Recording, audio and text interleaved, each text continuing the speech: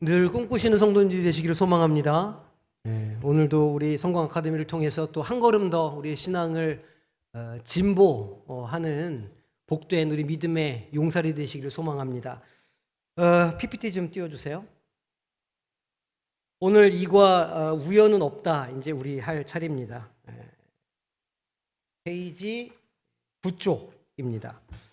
거기 타이틀 보시면 로빈슨과 바클레이 둘 다 이제 주석가인데요. 이분들이 에베소서에 대해서 한 이야기가 있습니다. 로빈슨은 에베소서는 바울 서신의 면류관이다. 이제 이렇게 말하셨어요. 그러니까 어떤 정점에 있는 아주 중요한 서신이다 그런 뜻이겠죠. 이 바클레이는 에베소서는 서신서의 여왕이다. 이렇게 또 표현을 하셨습니다. 에베소서가 가지고 있는 중요성들을 잘 알고 계셨던 것이죠. 오늘 이 강 우연은 없다 이 말씀을 통해서 나를 향해서 하나님께서 계획을 갖고 계시는구나 이 말씀을 오늘 꽉 붙잡는 시간이 되시기를 바랍니다. 당연히 우리 해야 될 것이 있죠. 뭔가요? 네, 과제 검사하겠습니다. 자, 우리 디모데후서 3장 16절 17절 말씀. 자, 저를 보고 자, 모든 이제 운을 띄워드립니다. 자, 시작. 잠깐만요. 자, 처음부터 우리 이러면 안 돼요. 자, 모든 성경은 하나님의 감동으로 된 것으로 다시 자, 잠깐 1분 정도 잠깐 외워보겠습니다. 속으로.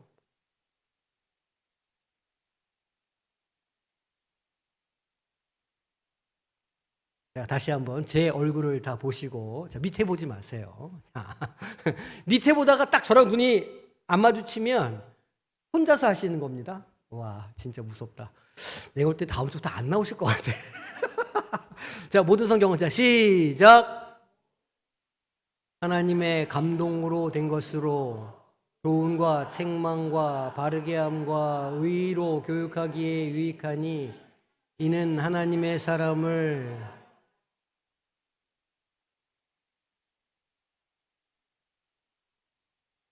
디모데후서 3장 16절 17절 말씀 아멘. 네, 아멘까지 여기 딱 하시면 됩니다.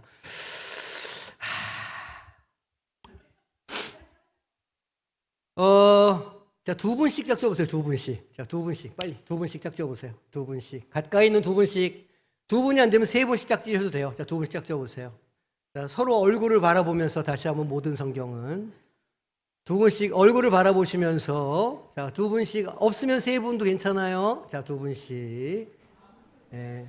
자, 서로를 바라보시면서 자, 시작. 모든 성경은 하나님의 감동으로 된 것으로 교훈과 책망과 바르게 함과 의로 교육하기에 유익하니 이는 하나님의 사람으로 온전하게 하며 모든 선한 행실을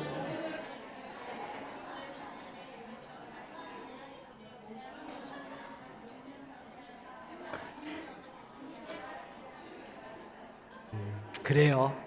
할렐루야. 네, 할렐루야. 네. 이거 뭐 못한다고 우리가 뭐 어디 뭐 지옥 가는 것도 아니고 이거 못하면 우리 큰일 나는 거 아니지만 그래도 한 주간 좀 고민 좀 하셨습니까? 붙잡고. 또 오늘 또 바로 오기 전에 아차 이렇게 하고 지금 급하게 외운 티가 막 나긴 하는데 다음 주에도 할 겁니다. 다음 주에도 할 거니까 주중에 하루에 이렇게 한 5분 정도 시간 내서 말씀 외우시기를 부탁드립니다. 말씀이 외워서 우리 10년 가운데 남아있으면 필요할 때 그 말씀이 튀어나옵니다. 그리고 그 튀어나온 말씀이 능력이 되고 힘이 돼서 우리에게 살아갈 능력이 되니까 꼭 외우시기를 부탁드립니다. 갈수록 자신감도 사라지는 것 같고 약간 그런 느낌이죠.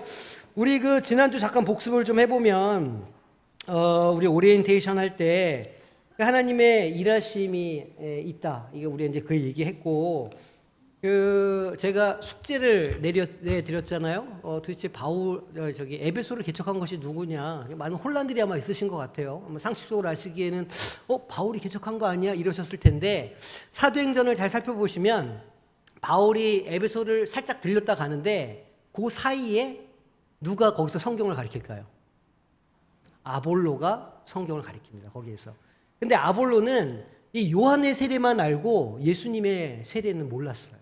성령 세례는 몰랐던 겁니다. 그래서 브리스길라와 아굴라가 그에게 성령 세례를 가르쳐주고 그가 그것을 이제 깨닫고 다시 이제 이 아볼로도 선교 여행을 떠나게 되는데 나중에 이제 바울이 이 2년 정도 머물러 왔을 때 보니까 이 여기는 성도들이 교회가 공동체가 서 있긴 하고 뭔가 배우긴 배웠는데 요한의 세례밖에 알지 못한다는 것을 확인을 했습니다. 그래서 바울이 브란노서원을 통해서 이들에게 바른 복음을 다시 전해주는 그런 역사가 있었던 것이죠. 그러니까 엄밀하게 말해서 이 에베소 교회를 누가 세웠냐 하면 아볼로라고 아마 말하는 게 정답이지 않을까 이렇게 생각합니다. 그래서 아볼로가 했다는 것을 기억하시고요.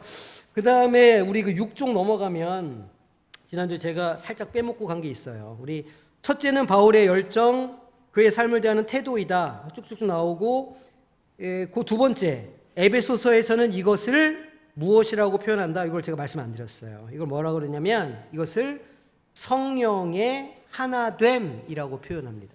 요거를 제가 말씀 안 드려가지고 6쪽의 두 번째 단락 그 태도는 비전에 대한 열정이다. 그의 비전은 단지 이방인만을 향하지 않는다. 도리어 유대인과 이방인에 화목하게 하고 하나가 되게 하는 하나님의 일하심을 강조한다. 에베소서는 이를 성령의 하나됨이라고 표현한다. 나머지는 다 쓰셨죠? 그걸 빼먹어서 제가 그거를 AS를 좀 해드립니다. 모든 성경은 하나님의 감동으로 된 것으로 교훈과 책망과 바르게 함과 의로 교육하기에 유익한데 왜 그러냐면 하나님의 사람들을 세우는 거예요. 하나님의 사람들을 세워서 모든 선한 일을 행할 능력을 갖추게 하기 위한 것이다. 모든 성경의 말씀들은. 그러니까 우리가 성경 말씀을 배우는 이유는 우리가 하나님의 일을 하는 사람으로 온전히 세워지기 위함이라는 사실을 머리에 딱 집어넣고 오늘 시작하도록 하겠습니다. 다음 주에도 이 시간이 먼저 오겠죠? 다음 주에도 이 시간이 먼저 오니까 너무 서로 당황하지 않도록 조금 더 준비를 해주시면 감사하겠습니다. 자, 우리 본문 개관 먼저 보도록 하겠습니다. 먼저 이 네 부분으로 오늘 본문을 좀 나눠볼 수 있는데 먼저는 이 인사말이 있어요. 우리 그 교재 10쪽에 보면 개역개정 있고 오른쪽에는 쉬운 성경으로 제가 이 번역본을 더 이제 달아놨는데 이 번역본 1절에서 3절까지 우리 한 목소리로 읽어보겠습니다. 1절에서 3절입니다. 하나님의 뜻에 따라 예수 그리스도의 사도가 된 나 바울은 예수 그리스도를 믿는 에베소의 성도들에게 편지를 씁니다. 하나님 우리 아버지와 주 예수 그리스도의 은혜와 평안이 여러분과 함께 하기를 빕니다. 우리 주 예수 그리스도의 아버지 되시는 하나님께 찬양을 드립니다. 하나님께서는 하늘에 있는 모든 영적인 복을 그리스도 안에서 우리에게 내려주셨습니다. 이렇게 처음 이제 인사로 시작하는 거예요. 에베소서는 인사말로 시작합니다. 인사말로 시작해서 두 번째 이제 어떤 것이 나오냐면 성부 하나님의 선택하심과 예정하심에 대해서 이야기를 해요. 우리가 읽은 3절에서부터 6절까지의 말씀을 같이 한번 읽어보겠습니다. 우리 주 예수 그리스도의 아버지 되시는 하나님께 찬양을 드립니다. 하나님께서는 하늘에 있는 모든 영적인 복을 그리스도 안에서 우리에게 내려주셨습니다. 하나님께서는 이 세상이 창조되기 전 그리스도의 사랑 안에서 우리를 흠 없는 거룩한 백성으로 선택하셨습니다. 또한 그때부터 예수 그리스도를 통해 우리를 자녀 삼으시기로 작정하셨습니다. 하나님께서는 이 일을 바라시고 또 기뻐하셨습니다.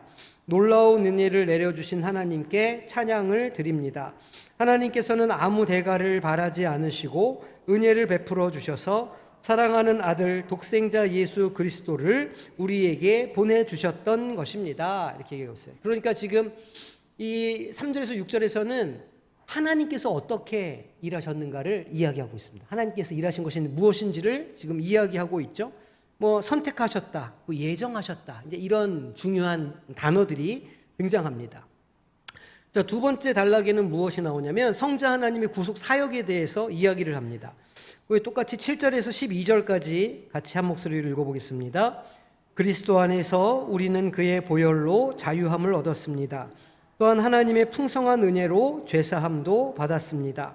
하나님께서는 풍성한 지혜와 지식으로 우리에게 한 가지 비밀을 가르쳐 주셨습니다.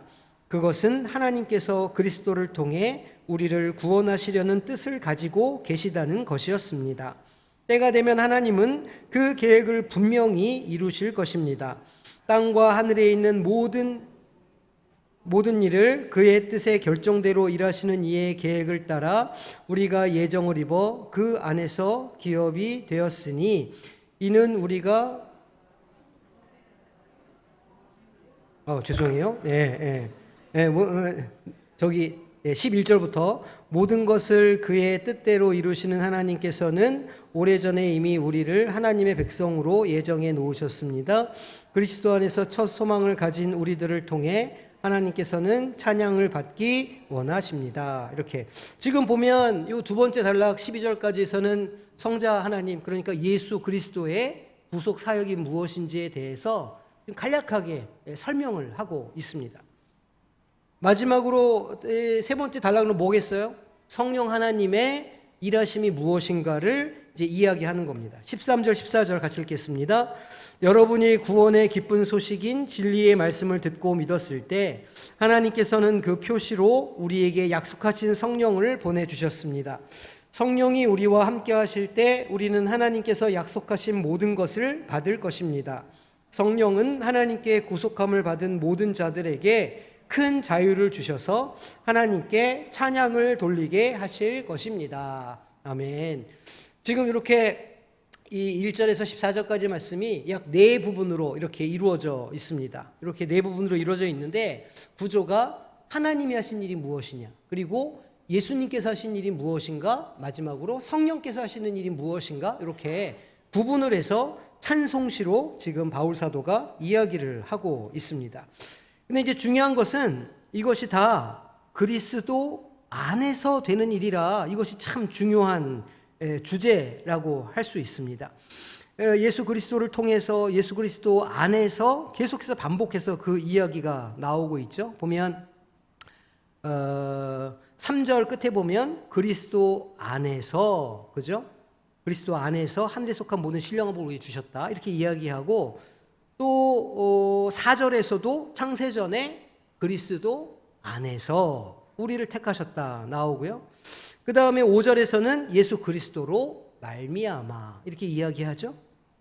또 보면 7절에 우리는 그리스도 안에서 또 이렇게 이야기합니다. 그리고 또 쭉 찾아가 보시면 9절에 그의 기뻐하심을 따라 그리스도 안에서, 그죠? 10절에도 그리스도 안에서 계속 반복해서 이야기를 합니다. 또 11절에도 거긴 그리스도라고 하진 않지만 그 안에서, 이것도 그리스도 안에서라는 뜻이에요. 또 보면 12절에도 그리스도 안에서, 13절에도 그 안에서, 그죠?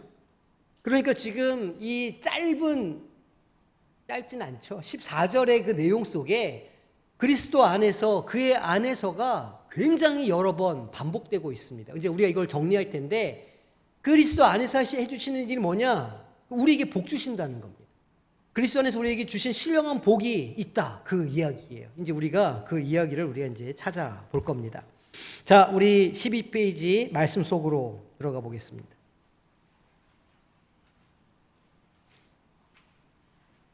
자, 1번 질문이에요. 사도 바울이 하나님을 찬송하는 이유가 무엇일까요? 하나님께서 하나님을 막 지금 열심히 찬송하고 있어요. 그 찬송하는 이유, 목적이 무엇일까요?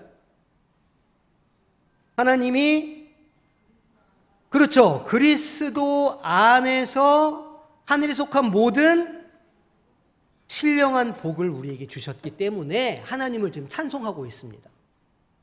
그러니까 그리스도 안에서 신령한 복을 줬다는 것은 우리가 그리스도 안으로 들어가면 그 모든 신령한 복이 우리에게 있다, 그런 말입니다. 이해되시죠? 그러니까 우리가 그리스도 안에 있으면 우리에게 그 모든 신령한 복이 다 주어진다, 이야기하고 있는 거예요. 그럼 그리스도 안에 있다, 이건 어떤 의미일까요? 주님께서 말씀하시죠. 너희가 내 말을 믿으면 내가 내 안에, 너희가 내 안에 있겠다 말씀하셨습니다. 그러니까 예수님이 우리의 구세주 되신다는 사실을 우리가 믿으면 성령께서 그것을 깨닫게 해주시고 그것을 우리 마음으로 믿어서 이제 구원에 이르게 되는 구원의 역사가 있지 않습니까? 그게 이제 예수님 안에 있는 사람들에게 일어나는 일입니다. 우리는 그리스도 안에 있는 사람들인가요? 밖에 있는 사람들인가요? 그렇죠. 우리는 안에 있는 사람들이에요. 우리는 원래 안에 있었던 사람들인가요? 우리는 원래 그리스도 밖에 있었던 사람이에요. 그래서 바울 사도가 그걸 외인이라, 바깥 외자 써서 외인이라 이제 이렇게 표현하고 우리가 살펴보게 될 텐데, 우리는 원래 바깥에 있던 사람들입니다. 근데 우리는 그리스도 안에 있는 사람들이 되었어요. 그리스도 바깥과 안에 큰 담이 있었습니다. 그 담을 주님께서 무엇으로 하셨을까요? 자기 육체로 하셨어요. 그래서 옛날에는 먼 데에 있었고 우리가 그리스도 바깥에 있고 외인이었고 하나님의 자녀가 아니었는데, 그리스도의 그 놀라운 사역을 우리가 믿을 때 우리는 하나님 안에 거하는 자들이 되고 그리스도의 지체가 되고 그 안에서 복을 누릴 수 있는 양자로 변하는 은혜가 있다는 것이죠. 그게 이제 그리스도 안에서라고 하는 이 단어에 들어가 있는 의미입니다. 자, 그러면 이제 이 아래 복잡한 표가 있는데 표를 좀 보겠습니다. 여기 참 그 신령한 복은 뭘 말하는 거냐면 영적인 복을 말하는데, 특히 영적인 복은 어떤 것이냐면 성령에 속한 복을 정확하게 지칭하는 단어입니다. 그러니까 성령을 통해서, 성령에 의해서 우리에게 주어지는 복을 바로 신령한 복이라고 이야기하고 있는 거예요. 그러니까 이 성령을 통해서 주시는 복, 이 신령한 복은 세상이 말하는 복과는 굉장히 거리가 멉니다. 눈에 보이고 만져지고 이런 물질 세계, 가시적인 세계에서 이렇게 일어나는 이런 일들이 아니라 비가시적이고 영적인 차원에서의 우리에게 주시는 복이 있다 말하고 있어요. 이제 그것이 오늘 이 14장 말씀에 계속해서 나옵니다. 하나님께서 주신 복이 무엇이며, 그리고 주님께서 주신 신령한 복이 무엇이고, 성령께서 주시는 신령한 복이 무엇이다라는 걸 바울 사도가 지금 정리를 쫙 해놓고 있는 겁니다. 그거를 이제 우리가 한번 살펴보도록 하겠습니다. 자, 그러면 하나님께서 우리에게 주신 신령한 복이 무엇이냐? 아까도 얘기했지만 성부 하나님의 일하심이 있어요. 그건 이제 우리가 선택받았다는 겁니다. 우리 선택받았다는 것이 첫 번째에 나오는 것이고, 두 번째는 성자 하나님 예수 그리스도의 일하심이 있어요. 그건 무엇이냐면 구속의 은혜라는 거죠. 그 다음에 성령 하나님께서 일하심이 있다는데 그게 무엇이냐면 우리를 지키시고 보호하시고 인도해 주시는 은혜가 있다는 겁니다. 일단 기본적으로 하나님이 이러한 일들을 하시는데, 그럼 구체적으로 이 일들이 무엇인지를 우리가 먼저 살펴보겠습니다. 자, 3절에 뭐라고 기록하고 있습니까? 3절에 찬송하리로다 하나님 곧 우리 주 예수 그리스도의 아버지께서 그리스도 안에서 무엇을 주셨다고 그럽니까? 하늘에 속한, 그냥 하늘에 속한 그냥 신령한 복이 아니에요. 하늘에 속한 모든 신령한 복, 이게 중요합니다. 하늘에 속한 모든 신령한 복을 우리에게 주셨다는 거예요. 우리가 축복받았다는 겁니다. 다 보이시죠? 너무 작아요? 네, 다 보이시죠? 네. 우리가 하나님의 복을 받았다, 축복받은 사람들이라는 말이에요. 누가 주시는 거라고요?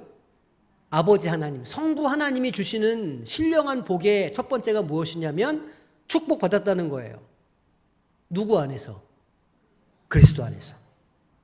자, 4절에요. 그럼 두 번째는 뭘까요? 창세전에 그리스도 안에서 우리를 뭐 하셨다고 그래요? 선택하셨다는 겁니다. 우리는 선택받은 존재라는 거예요. 누구에게? 하나님에게. 누구 안에서? 그리스도 안에서. 그리스도 안에서 우리는 하나님의 선택을 받은 존재들이라는 거예요. 홈쇼핑 같은 걸 보면요, 홈쇼핑이야 뭐 우리한테 선택지가 별로 없잖아요. 사이즈랑 색깔 정도밖에 고를 선택지를 안 주죠. 그런데 이제 우리가 백화점 같은 데 가면 이렇게 가방, 신발 이런 거 사러 가면 선택지가 엄청납니다. 막 메이커 이 매장도 가보고 저 매장도 가보고, 그 좀 부끄러워하시는 분들도 계시죠. 막 이 매장 들어가가지고 막 이거 좀 신어볼게요, 저거 좀 신어볼게요 이렇게 하면 막 점원이 와서 막 수고하면 마음이 안타까워가지고 사야 되시는 분들이 있어. 그런 분들은 아예 들어가지를 못하잖아요. 사게 될까봐. 저는 안 그렇거든요. 여기도 들어가 보고 저기도 들어가 보고 내 선택지가 뭐가 있나 막 그걸 누리는 거예요. 그 권리를, 소비자의 권리를. 그게 이제 백화점에서 내가 마음에 드는 신발을 사려고 그러면 쫙 돌아다녀 보고 이거저거 비교해보고 마음에 드는 거 하나 찍는 거죠. 딱, 난 이걸 사야 되겠다. 그걸 가는 거예요. 내가 그 신발을 뭐 하는 겁니까? 선택하는 거예요. 신발은 나에게 그 선택을 받는 거죠. 선택한다는 건 그 사전에 뭐가 있다는 이야기입니까? 여러 가지를 살펴보고 비교해보고 무엇인가를 사기 위해서 준비하고 애썼다는 의미가 여기에 담겨 있는 거예요. 그냥 막 아무거나 선택지가 하나밖에 없어서 그냥 어쩔 수 없이 선택하는 게 아니라 여러 선택지 중에 하나를 딱 집어서 난 이거 선택했다는 뜻입니다. 누가요? 하나님이 누구를? 나를. 누구 안에서? 예수 그리스도 안에서. 하나님이 나를 찍으셨다. 이걸 기억하셔야 돼요. 나는 그냥 여러 명 중에 한 명이 아닌 겁니다. 나는 그냥 인구 85억 인구 중에 그냥 그런 한 명, 이름 없는 무명의 한 명이 아니라 하나님께서 택하셔가지고 찝으신 그 한 명이 나다. 이거를 분명하게 아셔야 돼요. 이게 사실은 그리스도인들이 가져야 되는 굉장히 중요한 정체성이라는 거예요. 나는 그냥 한 명이 아니다. 나는 하나님께 선택받았다. 이걸 기억하셔야 돼요. 자, 세 번째는 무슨 복일까요? 5절 말씀 보겠습니다. 5절. 그 기쁘신 뜻대로 우리는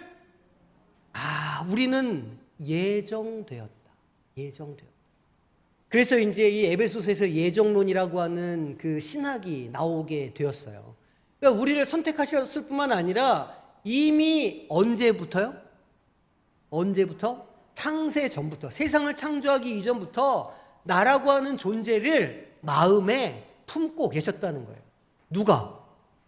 하나님께서. 누구를 통해서? 그리스도 예수를 통해서 나를 예정하셨다. 나를 예정하셨다. 내가 이 땅에 지금 있는 거는 그러면 우연이라는 건가요? 필연이라는 건가요? 필연이라는 거죠. 이렇게 생각할 수 있잖아요. 참 내 인생은 참 이게 내가 좀 부잣집에서 태어나고 좋은 아버지 어머니 두고 내가 편안한 삶을 살 수 있도록 그렇게 유산을 좀 물려받는 그런 가정에 태어났으면 얼마나 좋았을까 하겠지만 하나님은 우리를 하나님의 예정에 따라 하나님의 일하실 계획에 따라 선택하셔서 필요한 곳에 보내시고 세워주셨다는 것을 말씀을 통해서 우리가 확인할 수 있는 겁니다. 오늘의 나는 그냥 내가 아닌 거예요. 과거에 슬픔도 있고 아픔도 있고 괴로움이 있을지는 모르겠지만 그게 그냥 무의미하게 거기 있는 게 아니라는 뜻입니다. 하나님께서 그 모든 것을 통틀어서 나를 만드셨고 나를 통한 계획이 있으시기 때문에 내가 오늘 여기에 있는 것이다 라는 생각을 탁 붙잡으셔야 됩니다. 자, 5절 말씀에 또 있어요. 5절 말씀에 또 뭐가 있을까요? 자기의 아들들이 되게 하셨다. 놀라운 말씀이죠. 지금 이 에베소는 이방인들 교회 아닙니까? 에베소에 쓴 편지인데 에베소는 이방인들이에요. 이방인들은 하나님의 자녀가 될 수 있을까요? 없을까요? 원래 율법에 따르면 이방인들은 하나님의 자녀가 될 수 있는 자격이 없는 사람들이에요. 언약 백성은 누구의 자손이어야 할까요? 언약 백성은 아브라함의 자손이어야 해요. 아브라함의 자손이어야만 언약 백성이고 언약의 효력이 미치게 되어 있어요. 그러니까 유대인들은 자기들이 하나님의 언약 백성이라고 생각했던 것 아닙니까? 그래서 언약의 증표가 뭐였어요? 할례, 율법을 지켜라. 이게 언약 백성의 증표였던 겁니다. 그거를 지키면 너는 유대인이면서 하나님의 백성이야 라고 하는 증거가 몸에 남으니까 그렇게 했던 거예요. 그러니까 이방인들은 당연히 아브라함의 자손이 아니니 그들에게는 언약의 효력이 미치지 않는다 이렇게 생각했던 겁니다. 그런데 지금 바울 사도가 뭐라고 말하냐면 그 이방인 교회 성도들에게 자기의 하나님의 아들들이 되게 하셨다. 언약 백성이 되게 하셨다. 영적으로는 아브라함의 자손이 되게 하셨다. 그런 의미입니다. 그럼 우리는 아브라함의 자손일까요? 영적으로 보면? 우리도 영적으로 보면 아브라함의 자손들이 된 겁니다.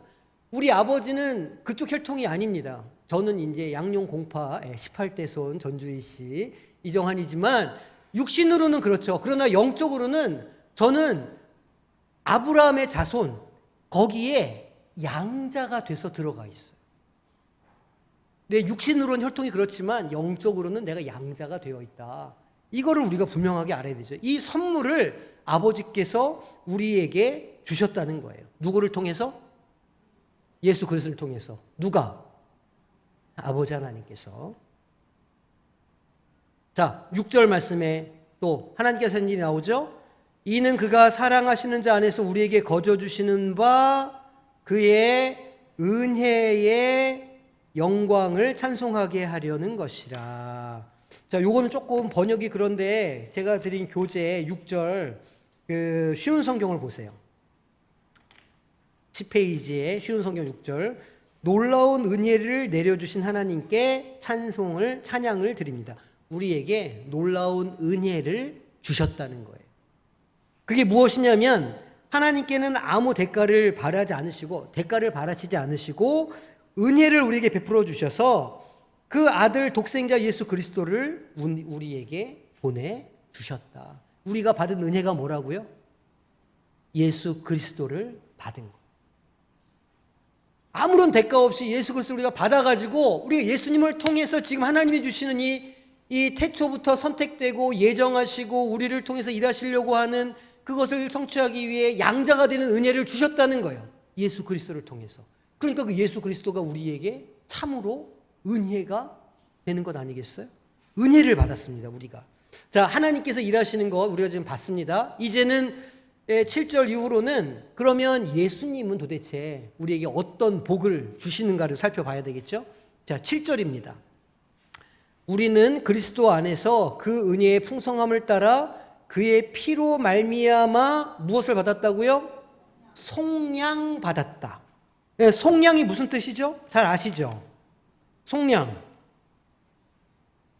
몸값을 지불한다는 뜻이에요. 본래 의미는 왜 노예시장에 노예들이 이렇게 있을 것 아닙니까? 그럼 내가 그 노예를 살 때 돈을 주고 노예를 사는 거예요. 그게 속량입니다. 그 속전 혹은 대속물 이렇게 말하는 거예요. 속전, 대속물, 속량 다 비슷한 의미를 가진 단어들이죠. 그러니까 예수 그리스도께서 우리를 속량하셨다는 건 예수님이 우리를 사셨다 그런 뜻이에요. 우리를 위해서 무엇인가를 대가를 지불하셨다, 몸값을 지불하셨다 그런 뜻입니다. 속량하셨어요. 그게 곧 뭐라고 그래요?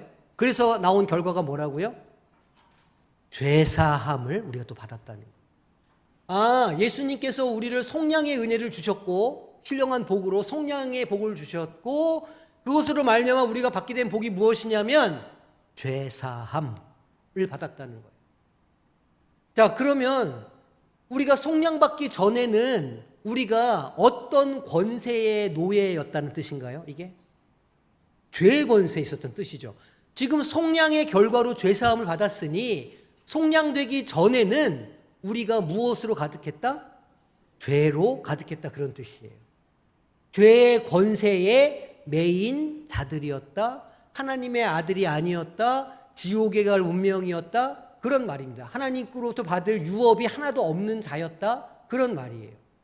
그러니까 예수님이 우리에게 주신 복이 무엇이냐면 죄의 노예로 사단마귀의 권세 아래 그렇게 잡혀서 희망이 없이 살아가고 있는 우리를 주님께서 속량해 주셔서 우리를 거기서 건져 주셨어요. 그게 구원이죠. 건져 주시는 게 구원을 받아서 우리가 죄 사함을 받는 은혜를 얻게 되었다는 거예요.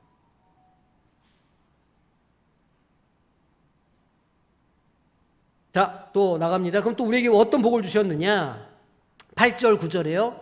이는 그가 모든 지혜와 총명을 우리에게 넘치게 하사 지혜와 총명을 주셨대요. 왜요? 그 뜻의 비밀을 우리에게 알리시기 위해서. 그 뜻의 비밀을 알게 해주셨다는 거예요. 여기서 말하는 비밀은 제가 늘 말씀드리죠. 비밀은 이렇게 비밀하면 시크리트 이렇게 생각하기 쉬운데 여기서 말하는 비밀은 이 본래 의미가 미스테리오스라는 뜻이에요. 신비 이런 거죠. 감추어져 있다. 신비다. 그걸 비밀이라고 표현한 거예요. 비밀은 아무도 못 보게 감추어 놓은 거예요. 이 비밀은 보려면 어디서 파가지고 찾아야 돼요. 금고 열어가지고 봐야 그게 비밀이에요. 근데 신비는 다 알아요. 다 누구나 다 볼 수 있는 거예요. 근데 아무나 깨닫지 못해요. 그게 성경이 말하는 비밀입니다. 그러니까 세상 사람들이 다 자연 만물을 보고 세상 사람들이 십자가도 보고 다 본단 말이에요. 그런데 이거 보는 사람들이 그걸 보고 은혜를 받지를 않아요. 하나님이 세상 만물을 사람들이 세상 만물을 보면서 야, 이거 하나님이 하신 일이지 감탄이 안 나와요. 왜? 그 사람들은 신비를 깨닫지 못했기 때문이에요. 그런데 예수 안에 있는 사람들은 이제 그 신비를 깨달을 수 있는 사람들이에요. 자연 만물을 보면 아, 이게 하나님이 하신 일이구나. 내 삶을 보면 아, 하나님의 역사가 있구나. 누군가를 보면 그거 하나님이 하시는 일이에요 라고 하는 신비를 깨닫게 되었다는 거예요. 그러니까 예수를 믿으면 예수 안에 있으면 그 영적인 시선이, 그 영적인 눈이 보이는 거죠. 눈이 띄어지는 거예요. 사람들은 다 세상 거, 눈에 보이는 거, 가시적인 거 이런 거 다 쫓아가서 사는데 그리스도인들은 그렇게 사는 게 아니라는 거죠. 그리스도인들은 영적인 눈을 딱 뜨고 영적인 것을 보면서 살아가는 사람들이라는 거예요. 사람들 다 이쪽으로 가도, 세상 사람들 다 이쪽으로 가도 그리스도인들은 다른 길로 갈 수 있어요. 왜냐하면 그들의 눈에는 신비가 깨달아져 알기 때문에 그 뜻의 비밀을 알 수 있는 복을 받았다는 겁니다. 자기 인생에 대해서도 그렇죠. 그냥 세상의 관점에서 보면 내 인생 진짜 아무것도 없고 맨날 아프고 지질이 궁상이고 이렇지만 그 영안으로 보면 하나님의 그 신비의 눈으로 보면 그처럼 복받은 인생이 없다는 겁니다. 야, 우리가 이거를 붙잡아야 돼요. 이걸 붙잡아야 삶이 기쁘고 즐겁고 도대체 너는 그게 뭐가 즐겁냐 하는 세상 사람들의 궁금증이 생기게 되는 거 아니겠습니까? 이 신비를 붙잡아야 돼요. 주님, 나에게 영안이 열려지게 하여 주십시오. 나에게 주신 복이 오니 내가 그 복을 누리겠습니다. 이렇게 하셔야 됩니다. 그 복을 다 누리시기를 소망합니다. 자, 11절에 다음 11절에는 또 무슨 복을 주셨다고 그러나요? 모든 일을 그의 뜻의 결정대로 일하시는 이의 계획을 따라 우리가 무엇을 입었다고요? 예정을 입어 그 안에서 예정은 아까 나왔죠? 기업이 되었다. 우리 민수기 보면 그 가나안 땅에 들어간 이 지파들이 그 땅을, 그 기업을, 여기서 말하는 기업은 땅입니다. 기업을 분배를 받지 않습니까? 어떻게 분배했죠? 기억나세요? 뭐 서로 싸워가지고 나는 이 땅 이렇게, 우린 사람 많으니까 넓은 땅 이렇게 했을까요? 아니에요. 뭐 했죠? 제비 뽑았어요. 여기서 말하는 이 기업이 되었다, 기업에는요 제비를 뽑는다 그런 뜻이 있어요. 제비를 뽑아서 그 땅을 너에게 줄게, 그런 의미가 있어요. 근데 원어에서는요 이 제비를 뽑는 사람이 누구로 표현되어 있을까요? 지금 제비를 뽑아가지고 내 기업이야 이렇게 해야 되잖아요. 여기가 내 기업이야 해야 되잖아요. 원어 성경에서는요 이 기업을 뽑는, 제비를 뽑는 사람이 하나님으로 돼 있어요. 그럼 무슨 의미입니까? 하나님께서 우리를 뽑으셨다 그런 뜻이에요. 우리는 지금 이 기업이 되겠다, 이것이 우리에게 하나님께서 복을 주시니까 우리 기업이 생기지 그렇게 받아들이잖아요. 그런 의미가 아닙니다. 하나님께서 우리를 기업으로 삼으셨다 그런 뜻이에요. 아니 그 전능하신 하나님이 뭐 내가 뭘 잘난 게 있고 내가 뭘 얼마나 대단하다고 나를 기업으로 삼으시노? 그렇지 않습니까? 하나님은 우리를 귀하게 여기시죠. 하나님은 자기의 기업으로 우리를 뽑으셨어요. 우리를 기업 삼아 주셨어요. 하나님께서 하나님의 기업으로 삼아 주시면 그 기업에 하나님이 일하실까요? 일하지 않으실까요? 일하시죠. 그 땅을 하나님이 이게 내 땅이야 라고 하나님이 그 기업을 뽑으셨는데 그럼 그 기업에 하나님께서 일도 하시고 작물도 자라게 해주시고 부흥하고 자라도록 하지 않으시겠냐는 거예요. 하나님이 우리를 기업 삼아 주셨다. 이거를 기억하셔야 됩니다. 하나님이 우리를 기업 삼아 주셨다. 이게 기업이 되었다는 것의 의미예요. 놀라운 복이죠. 굉장히 놀라운 복입니다. 자, 그럼 지금 예수님이 하신 일이 정리가 됐어요. 속량, 죄사함을 복을 주셨고 그 뜻의 비밀을 알게 하는 은혜를 우리에게 또 주셨고 기업 삼아 주시는 복을 우리에게 예수님을 통해서 주셨다는 거예요. 예수님이 하신 일. 자, 그러면 이제 성령께서 일하시는 것은 무엇일까요? 13절 말씀이요. 13절 보면 13절에 뭐라고 써 있습니까? 그 안에서 너희도 진리의 말씀 곧 너희 구원의 복음을 듣고 그 안에서 또한 믿어 약속의 성령으로 인치심을 받았다. 이 인치심을 받았다 무슨 뜻인지 아세요? 인 뭡니까 이거? 도장. 근데 그런 도장이 아니에요. 제가 좀 이따 설명드릴게요. 인치심을 받았다는 건 조금 다른 의미가 있습니다. 이건 좀 이따 설명드리고 그 다음에 14절에는 뭘 받았다고 그러죠? 14절에는 보증이 되사. 그 기업의 보증이 되사. 하나님께서 우리를 기업 삼아 주셨는데 나중에 사탄마귀가 와서 우리를 막 고소하는 거예요. 야, 하나님 도대체 하나님의 기업이라는 이 작자가 이렇게 엉망진창으로 살고 이렇게 합니다 라고 할 때 우리의 기업의 보증이 돼 주신다는 거예요. 누가요? 성령 하나님. 저희 아버지가 이제 빚보증을 여러 번 쓰셔가지고 아파트가 몇 개 날라갔는데 보증이라는 게 그런 것 아닙니까? 내가 가지고 있는 어떤 것을 담보 잡혀서 누군가의 신용을 맡아주는 거예요. 그 사람이 뭘 잘못하면 이 사람이 그 사람 것을 책임지고 못하는 것, 이게 보증 서주는 것 아닙니까?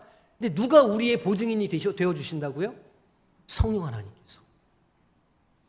그러니까 우리가 약간 헷갈릴 때 있잖아요. 우리의 구원이 헷갈리고 우리의 어떤 존재가 헷갈리고 내 삶에 막 회의가 들 때 그때 우리가 보증 되시는 성령님을 탁 의지해야 되는 거예요.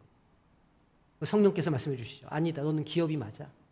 너는 하나님께서 택하신 존재가 맞다. 이걸 성령께서 우리에게 확증해 주신다는 거예요. 이 모든 것들이 누구 안에서? 그리스도 안에서. 예수 그리스도가 없으면 우리는 아무것도 아닌 거예요. 네. 아무것도 아닌 존재들인 거죠. 자, 총 몇 개예요? 축복받았다, 선택됐다, 예정됐다, 하나님의 아들이 됐다, 은혜를 받았다, 속량을 받았다, 죄사함을 받았다, 비밀을 알게 됐다, 기업이 되었다, 인치심을 받았다, 기업을 보증받았다. 총 11가지의 신령한 복을 우리가 받은 사람들이라 지금 바울 사도는 우리에게 이야기를 하고 있습니다. 그러면 보세요. 우리가 이 11가지 신령한 복을 받은 자예요. 그러면 이걸 우리가 동의하고 믿음으로 이 말씀을 믿어요. 받았어요. 그럼 그게 우리 삶에 어떤 의미가 있을까요? 이 복을 받았다는 게 어떤 의미가 있는 걸까요, 우리에게? 내 삶이, 내 인생이 여기에 우연히 있는 게 아니라는 거예요. 그냥 뭐 어떻게 하다 보니까 흘러 와가지고 여기까지 온 게 아니고 내 삶에는 하나님의 계획하심이 있다는 거예요. 하나님의 계획하심에 따라 내가 오늘까지 이곳에 이르렀고 이곳에서 앞으로의 삶도 하나님의 운행하심에 따라 나는 살아가게 될 거라는 뜻이에요. 그러니까 나는 그저 아무것도 아닌 존재가 아니죠. 하나님의 기업이고 하나님이 일하실 공간이고 하나님의 역사하실 통로고 하나님의 축복을 받을 양자들이라는 거예요. 나는 예수 그리스도 안에 있기 때문에 어느 때라도 나는 예수 그리스도 안에 있기 때문에 이것을 놓칠 수가 없는 거죠. 바울 사도가 그래서 하나님을 막 신나게 찬양을 하는 겁니다. 내 삶에는 목적이 있는 거예요. 아, 내 삶에는 목적이 있구나. 연약한 사람에게는 연약한 대로, 강한 사람에게는 강한 대로, 미련한 사람에게는 미련한 대로 하나님이 적절하게 그 사람을 들어서 쓰실 수 있는 목적을 가지고 있는 사람이다. 누가요? 내가. 나라는 사람이. 이거를 분명하게 붙잡으셔야 됩니다.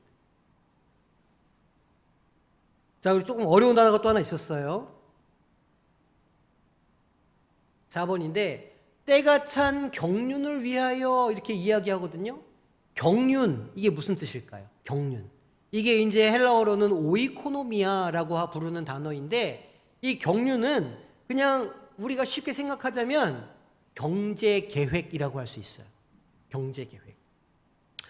여기 북이 지금도 북이라고 하나요? 그 재정 이런 거 해보시면 차변과 대변이 있지 않습니까? 근데 차변과 대변에 이렇게 숫자들이 막 이렇게 있을 건데 나중에 뭐가 맞아야 될까요? 끝에 와가지고 합이 맞아야 되잖아요. 차변과 우변의 합이 맞아야 그게 제대로 된 지금 이 정리가 되는 거예요.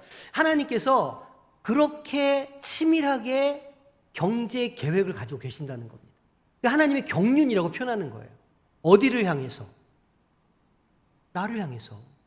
내 인생을 향해서 마치 경제 계획을 하듯 아주 치밀한 계획을 우리 인생에 가지고 계신다, 그런 뜻이에요. 하나님의 경륜이라는 것은 오이코노미아, 이런 뜻이, 그런 뜻인 거죠. 하나님의 계획하심과 성령의 역사로 만물을 그리스도 안에서 통일하는 것이 하나님의 경륜의 목적이에요. 그러니까 에베소서는 하나로 합치는 것을 너무너무 좋아해요. 하나로 합치는 거. 하나가 돼야 된다. 하나를 이루자. 막힌 담을 허물자. 막 하나가 되는 걸 너무너무 좋아해. 타락한 이 땅과 하늘, 천상을 하나로 하고, 타락한 인간들이 예수 그리스도와 벽을 허물고 하나가 되고, 사람들끼리 하나가 되고, 하나가 되는 거를 너무너무 좋아하는 복음서예요. 서신서예요. 그리스도 안에서 통일하는 것이 결국은 하나님의 경륜의 목적입니다. 우리 인생을 통해서도. 가정이 하나 되고, 교회가 하나 되고, 궁극적으로 이 땅에 있는 모든 나라들이 하나가 되어서 하나님의 영광을 찬양하게 되는 것, 하나님의 경륜이라는 거예요. 그냥 뭐 어설픈 계획이 아니라 치밀하고 구체적으로 일하시는 연륜이 여기에 들어가 있는 것이죠. 자, 성령의 인치심 다시 한번 우리가 말씀드릴 건데, 인치심이라고 하는 것은 무슨 뜻이냐면 보증이라, 지금 성경에 이렇게 나오고 있죠. 이게 이제 헬라어로는 아라본인데, 앞으로 우리가 지금도 누리고 있고 앞으로도 누릴 복이 있는데, 그 계약금을 지불했다는 뜻이에요. 성령께서 계약금을 지불했으니까 이제 이렇게 가게를 계약해도 계약금을 지불하고 난 다음부터는 인테리어 공사를 할 수 있잖아요. 아닌가? 헷갈린다. 계약금을 지불했다는 건 계약이 성립됐다는 뜻이잖아요. 그러니까 이제 그것을 되돌릴 수 없다, 그러는 뜻입니다. 그래서 그 인치심이 무엇인지를 좀 설명을 잘 드릴게요. 봉인하다, 이런 뜻인데, 과거에는 편지를 봉인할 때 지금처럼 이렇게 보안 유지할 수가 없으니까 두루마리 끝에다가 저렇게 밀랍을 뿌리는 겁니다. 그럼 밀랍이 굳기 전에 거기에 이제 그 가문이 가지고 있는 도장을 찍어요. 그 도장에 이제 문양이 새겨져 있겠죠? 저렇게 이제 도장을 거기다 탁 찍는 겁니다. 밀랍 위에다가. 그리고 좀 냅뒀다가 저거를 이제 밀랍이 굳겠죠? 저거를 딱 떼면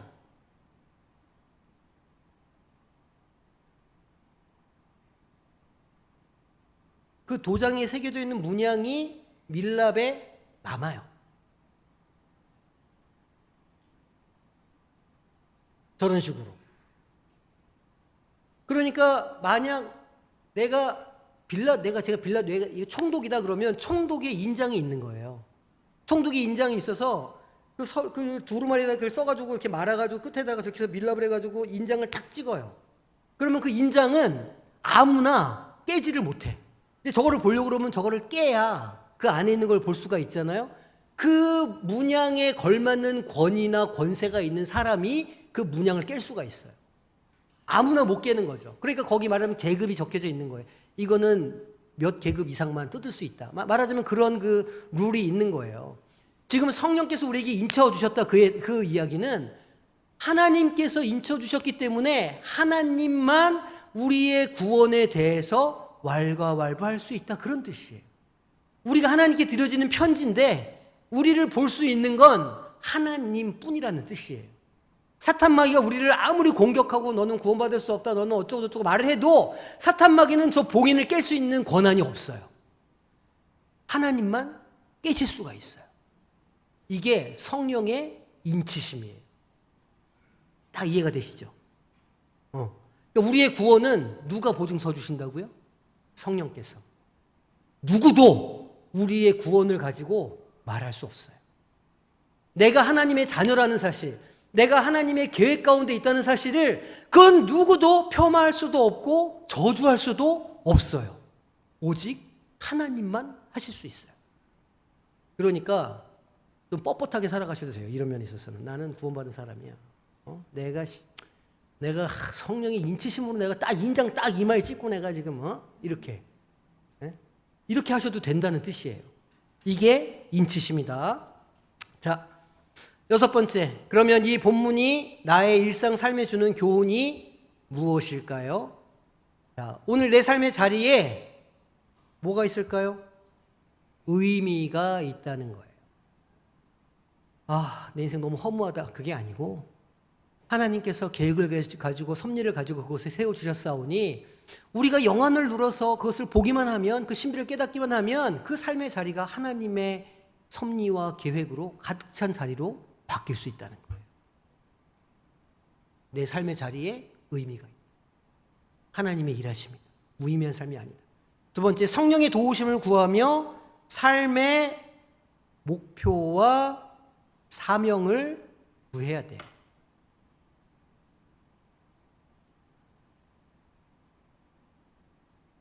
그건 다른 말로 하나님의 경제 계획에 내가 참여한다 그런 뜻이에요. 하나님의 경륜에 내가 들어가서 하나님과 함께 하나님의 계획, 선하신 계획과 뜻을 이루어 간다 그런 의미를 가지고 있어요.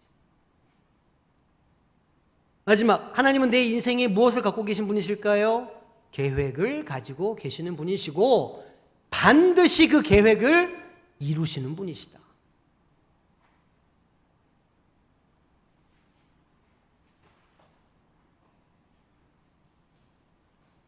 야, 이 그룹 토의를 해야 되는데 시간이 다 됐네. 그룹 토의를 할 시간이 없네.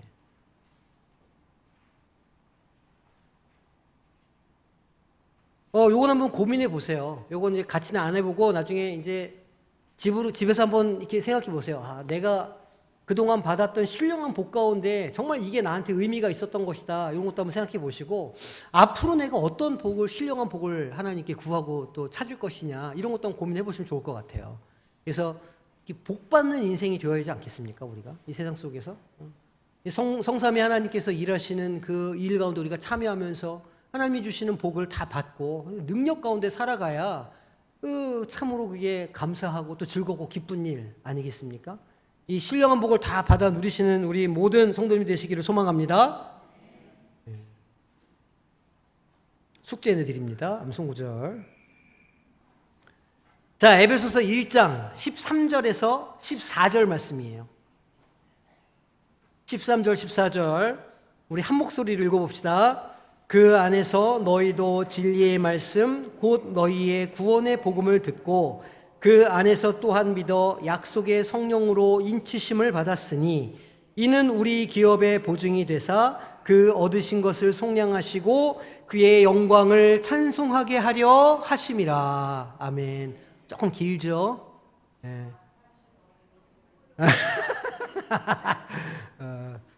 자, 다음 주까지 또 한 주간 열심히 붙잡고 이 말씀 붙잡고 살아가시기를 소망합니다.